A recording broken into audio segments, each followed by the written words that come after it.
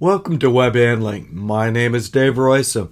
I'm excited to return to the ever-popular War Stories series. In this episode, we will discuss the work break.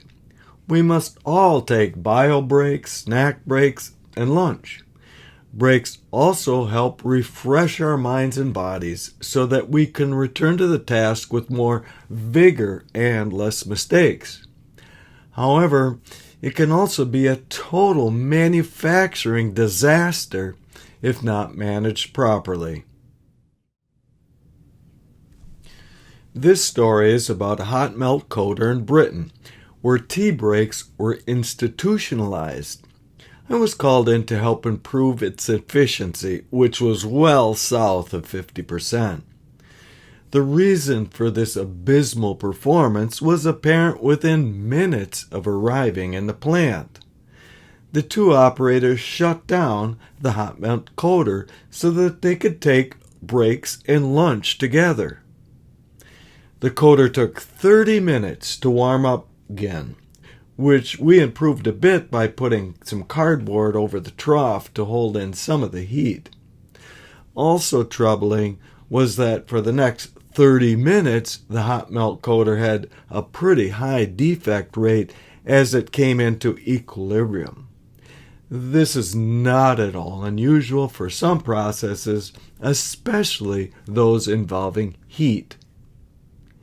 Now, you might be wondering why I, as a web handler, got called into coding waste and delay problem. There are two reasons. First, that the resulting waste was called a winding problem, even when the cause was due to poor thickness profile control upstream. Second, I have been called into 1,000 plants and have seen many problems and many solutions. The cost of this luxury of letting operators break together was notable. Something like $1,000 in warm-up downtime and something like another $500 in extra waste after the coder was thought to be up and running. So I proposed a radical idea to the overloaded plant manager and the frustrated new owner who brought me in. That is, that we pay each operator $200 extra if they do just one thing. That is, they arrange their duty such that the coders always kept running. This represented more than a 50% increase in salary and much more than the pay for similar manufacturing jobs in the area.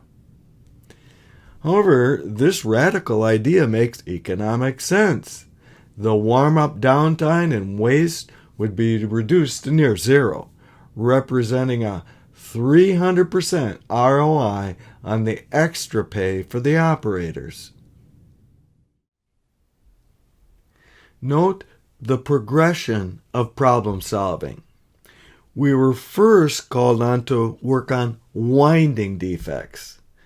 That in turn led us to poor coding profile. So poor, in fact, that the web was unwindable when it was at its worst. Finally, we got to the root cause of the problem, which was not the coder, but rather management being unable to crew the machine. This progression is not that unusual. Some webs are simply not windable due to poor design, or, in this case, poor manufacturing. In any case, in the end, isn't it common that people are the root cause of most problems, web or otherwise? That is not to assign blame. That is very seldom useful. Rather, the point is that people can improve themselves by hard training, such as web handling, and soft training, such as good critical thinking and problem-solving skills. This will avoid some problems at the front end and resolve current problems most expeditiously when they do occur. This story illustrates what I teach to my problem-solving students. That is, the hardest part of troubleshooting is often not the technical problem, though that is likely hard too, but rather it's the people problem. Thank you so very much for listening to this war story. Stay tuned for next week when we will start a new technical series on how to find zero in web handling and on web machines.